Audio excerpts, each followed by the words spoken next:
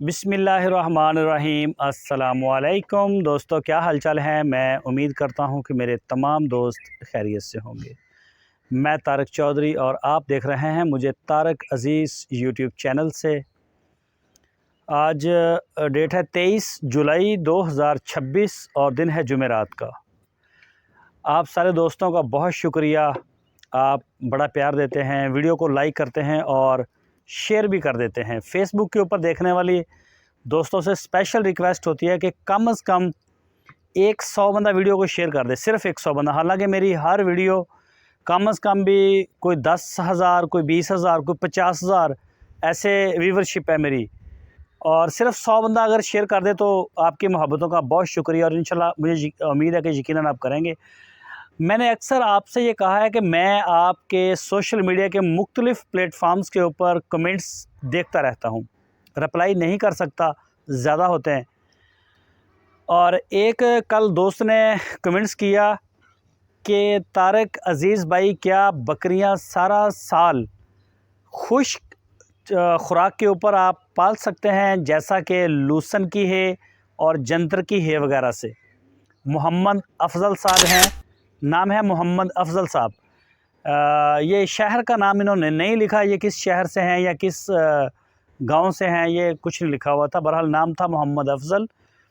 और एक हमारी बहन ने भी मुझे कमेंट्स किए थे, मुझे नहीं आइडिया, मुझे यूट्यूब पे मैंने देखे या कहाँ देखे, तो उन्होंने मेरे फार्म के बारे में पूछा था कि इसके अलावा भी आपका कोई कारोबार है। उनका नाम भी मेरे जहन से निकल गया, इसको मैं कल डिस्कस करूँगा। आज मोहम्मद अफज़ल साहब का जो कमेंट्स है ना, उसके ऊपर बात करते हैं। शायद वो बकरी फार्मिंग करना चाहते हैं और वो सबसे पहले खुराक का बंदोबस्त करना चाहते हैं। उनके कमेंट से मुझे ये लगता है। बहुत अच्छी बात है सर, आपको गॉड फार्मिंग फैमिली में वेलकम करते हैं। चलो, आपने सोच बदली अपनी, और चाहे आप शहर में रहते हैं, जहाँ भी रहते हैं, आपने वहाँ उसी हिसाब से बंदोबस्त भी किया या करना चाह रहे हैं आप। अच्छी एफ़र्ट है आपकी और इंशाल्लाह आने वाला वक्त साबित करेगा कि आपने सही वक्त पर फ़ैसला किया और अच्छी जगह के ऊपर पैसा इन्वेस्ट किया। इंशाल्लाह हमारी दुआएं आप सब के साथ हैं। तो अफज़ल भाई, आप बकरी को खुश्क, अच्छा बकरी इसकी असल खुराक ही खुश्क चारा है, सही पूछें तो। जैसे भैंस वगैरह है ना, भैंस को सब्ज़ देना पड़ता है, तो बकरी असल में ये चराई के ऊपर भी जो जाती है ना, ये हमारे इधर चोलिस्तान है पिछली साइड पर, तो वहाँ टोटल सारा साल खुश्क चारा ही होता है। सिर्फ इन दिनों में आगे सब्ज़ होता है, महीना 2 महीने बारिशें होती हैं तो वो निकल आता है सब्ज़ चारा, तो वो खाते हैं जानवर, और वो भी कम खाती हैं, खाती वो ज़्यादा खुश्क है वहाँ से ढूंढ ढूंढ के। आप अगर लूसन की हे देना चाहते हैं या जंतर की हे देना चाहते हैं, ये बड़े टॉप क्लास के चारे हैं, पूरा साल बेफिक्र होकर दे दें। इसके मैं आपको फ़ायदे भी बताता हूँ और इसमें थोड़ी सी आप तब्दीली भी कर सकते हैं और आपको करनी भी चाहिए। एक तो सबसे पहला आपका जवाब ये है कि हाँ, आप इनको लूसन और हेज़ और जंतर मंतर जो भी है सारा आप दे सकते हैं, सही है। इसके साथ जब आप सब्ज़ चारा दे रहे हैं ना, तो पानी का भी ख्याल रखना है। पानी ज़्यादा पीते हैं, ख़ासकर ऐसे दिनों में जानवर ज़्यादा पानी पीता है। सर्दियों में भी पानी पीता है जानवर, तो सर्दियों का जब मौसम आता है तो उसमें पानी के शेड्यूल हम तो चेंज कर देते हैं ना। हम असर की जब अज़ानें होती है ना हमारे पास असर की, उस वक्त हम अपने फार्म से, बकरियों के फार्म से पानी को निकाल के बाहर कर देते हैं, फिर पीने की यास नहीं होती। सर्दी के मौसम में पानी उठाते क्यों हैं, वजह क्या है? रात को इनको कमरे के अंदर बंद करना होता है हमने। अगर ये खाती रहती हैं, ये मगरिब तक खाती रहती हैं बाहर, है ना, 2-3 घंटे बाद में खाती रहती हैं, पानी पीती रहती हैं।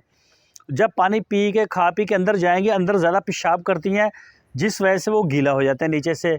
और मेरा शेड भी कुछ ऐसा ही, शेड तो नहीं ये बना हुआ, ये पिछले साल जहाँ हम थे वहाँ पर अंदर धूप नहीं जाती, तो इसलिए मुझे ज़रा ज़्यादा ख्याल करना पड़ता है। ये वाला जो शेड मैंने बनाया है ना, ये वाला, इसके धूप आर पार जाती है, ये सही है।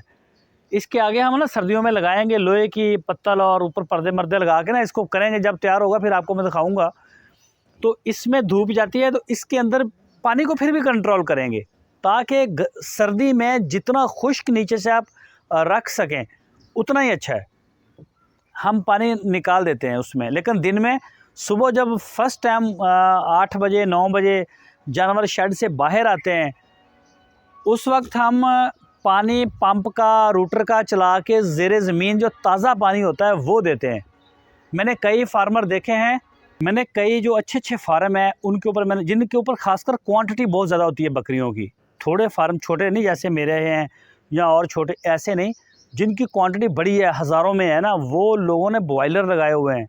वो सर्दी का मौसम है, सुबह सुबह पानी जानवर को बॉयलर में बॉयल करके सर्दी में गर्म करके पानी उनके आगे जा रहा होता है, लेकिन उनका सिस्टम भी दूसरा होता है, हमारी तरह ओपन सिस्टम नहीं होते। तो वो ये चीज़ बहुत अच्छी है बकरी के लिए। अच्छा, आप बकरी को दे सकते हैं, इसमें ना आपको 2 कैटेगरी आप कर लें, 3। छोटे बच्चे जो ग्रोथ होते कर रहे होते ना, छोटे बच्चे जो ग्रोथ पीरियड में होते हैं, उनको आप थोड़ा थोड़ा वंडा भी देंगे इसके साथ, उनकी ग्रोथ नशोनुमा बहुत अच्छी हो जाएगी। बच्चों की बात कर रहा हूँ। दूसरे नंबर पे जो हामला बकरियां हैं या जिन्होंने बच्चे नए डिलीवर किए हैं आपको, उन बकरियों को भी बेशक आप 100 ग्राम दाना दें इस खुश्क चारे के साथ। ये चारा लेवल का है, लूसन का भी और जंतर का भी।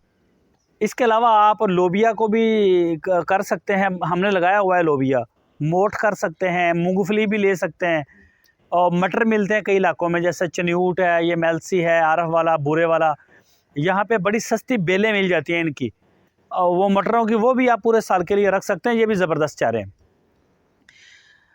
गवारा मिलता है, गवारा भी आप कर सकते हैं। जंतर बहुत अच्छा चारा है, लेकिन इसकी प्रोडक्शन बहुत कम है, ये महंगा बड़ा पड़ता है। 1 एकड़ में से अगर आप खुश्क करेंगे तो ये सिर्फ 16-17 मन सिर्फ निकलता है। मुझे आइडिया नहीं है इसके रेट का कि खुश्क चारे का रेट क्या होगा, लेकिन यकीनन ये महंगा ही होगा। तो लूसन बड़ा अच्छा चारा है, वो आप दे सकते हैं। और जो दूध देने वाली बकरियां हैं, गब्बन है, उनको भी आप 100-200 ग्राम पर डे का बकरी को वंडा साथ में दाना दें, चाहे गंदम और मकई और चोकर मिला के आप देते रहें, इनको ज़बरदस्त है। और छोटे बच्चों को, बाकी जो आपके पास बकरे हैं या खाली बकरियां हैं, उनको आप 100% इसके ऊपर रख सकते हैं। रख आप उनको भी सकते हैं, दूध देने वालों को, बच्चों को भी, लेकिन ये ज़्यादा हेल्थ ज़्यादा जानवर की बेहतर रहती है इसमें, ये सही है, आप ऐसा भी कर सकते हैं। अच्छा, मैं आपको एक और भी बात बताऊं, अगर आप इनको खुश्क चारा दे रहे हैं ना, जो रेट आपको खुश्क चारे वाला पड़ रहा है ना, तकरीबन वही आपको वनडे का भी पड़ेगा जो आप बनाएंगे। गंदम का दाना, मकई का दाना और चोकर को जब मिक्स करेंगे सेम रेट होगा। तो चाहे आप इसको 50-50 भी कर लें, कई दफ़ा 19-20 का फ़र्क आ जाता है। जैसा कि आजकल गंदम 5,000 रुपये मन है, बहुत महंगी है, लेकिन मकई उतनी नीचे आ गई है। मकई का रेट चल रहा है तकरीबन 2400-2300 यहाँ पे, और चोकर का रेट आज और भी थोड़ा सा डाउन हो गया है, गालबन 1350-1400 रुपये की 20 किलो का आ रहा है। लमसम आपको ये एवरेज सही पड़ जाएगी। तो इसमें जानवर की सेहत बहुत अच्छी रहती है खुश्क चारे के साथ, इनको मोशन नहीं लगते, अफारा नहीं होता, कई किस्म के मसले मसाइल इनको नहीं होते। तो आप कर सकते हैं इसके ऊपर फार्मिंग, खुल डुल के कर सकते हैं। बाकी एक बहन ने मैसेज किया था कि वो मेरे कारोबार के बारे में पूछना चाह रही थी, मैं इंशाल्लाह कल को डिस्कस करूँगा। उनका नाम भी मेरे जहन से निकल गया और उनकी पूरी डिटेल भी मेरे जहन से निकल गई है। तो आज की वीडियो यही थी, अच्छा सवाल था, मैंने कहा सारे दोस्तों को पता भी चल जाए इसको, चलो वीडियो में आके करते हैं। लिख के मैंने जवाब तो नहीं दिया अफजल भाई को, दोबारा कर देंगे, इनको कमेंट्स भी कर देंगे। अगर वो मेरी ये वीडियो देख रहे हैं तो ये ज़बरदस्त है, फिर तो उनको जवाब उनको मिल ही गया है। हम सर्दियों में टोटल इनको खुश्क चारे के ऊपर कन्वर्ट कर देते हैं। अगर मेरे पास खुश्क चारा ना हो, जैसा कि इस साल मेरे पास नहीं है, तो मैं क्या करूँगा, तूड़ी और वंडे के ऊपर चलाऊँगा फार्म को। ये भी खुश्क ही होता है, लेकिन लूसन वूसन मेरे पास अभी नहीं है। ज़मीन थोड़ी थी, इस दफ़ा थोड़ा सा प्लानिंग डिस्टर्ब हुई है लेबर की वजह से। अगले साल इंशाल्लाह हमारे पास वाफर ज़मीन होगी और वाफर चारा होगा, खुश्क होगा, बल्कि हम इस पोजीशन में आ जाएंगे कि हम बेच भी सकेंगे खुश्क को। तो अगले साल का प्लान है हमारा इंशाल्लाह। लेबर को भी हमने काफ़ी हद तक मैनेज कर लिया है, चीज़ें अपनी सीधी कर ली हैं। हमारा अपना रेवड़ जो है वो भी इंशाल्लाह ये बढ़ के तकरीबन 100 प्लस हो जाएगा। आज की वीडियो मेरी इतनी है। मेरी दुआ है अल्लाह ताला आपके रिज़्क़ में, आपके कारोबार में, आपकी नस्लों में अपनी रहमतें और बरकतें अता फ़रमाए, और ज़मीन के ऊपर जितने भी बसने वाले लोग हैं सब की एक दूसरे के दिलों में अल्लाह ताला मोहब्बतें पैदा करे, ताकि लोग फसाद ना करें, लड़ाई झगड़ा ना हो, अमन और सुकून से रहे। इसी दुआ के साथ अल्लाह हाफ़िज़।